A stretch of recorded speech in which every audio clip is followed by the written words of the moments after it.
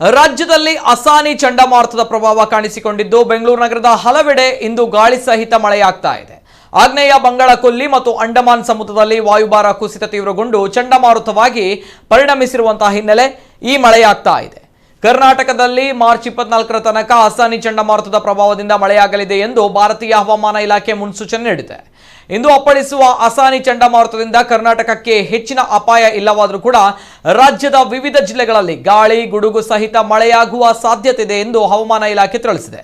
ಈ ಮಧ್ಯೆ ಮಳೆಯ ಕಾರಣ ನಿಂತ ನೀರನ್ನು ತಪ್ಪಿಸಲು ಹೋದ ಬಾಲಕಿ ಮೇಲೆ ಕಸ ಸಾಗಿಸುವ ಟ್ರಕ್ ಹರಿದು ಬಾಲಕಿ ಸ್ಥಳದಲ್ಲೇ ಸಾವನ್ನಪ್ಪಿದ್ದಾಳೆ.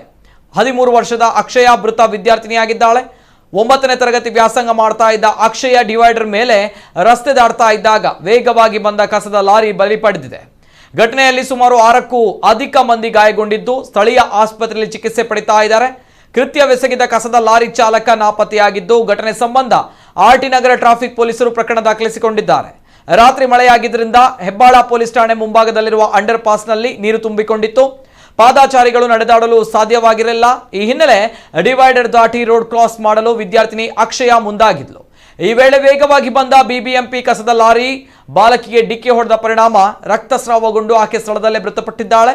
ಇನ್ನು ಹೆಬ್ಬಾಳದ ಫ್ಲೈಓವರ್ ಬಳಿ ಡಿವೈಡರ್ ದಾಟ್ತಾ ಇದ್ದ ವೇಳೆ ಬಿಬಿಎಂಪಿ ಕಸದ ಲಾರಿ ಡಿಕ್ಕಿ ಹೊಡೆದು ಸಾವನ್ನಪ್ಪಿದ ಅಕ್ಷಯ ಕುಟುಂಬಕ್ಕೆ ಶಾಸಕ ಭೈರತಿ ಸುರೇಶ್ ವೈಯಕ್ತಿಕವಾಗಿ 2 ಲಕ್ಷ ರೂಪಾಯಿ ಪರಿಹಾರ ಘೋಷಿಸಿದ್ದಾರೆ.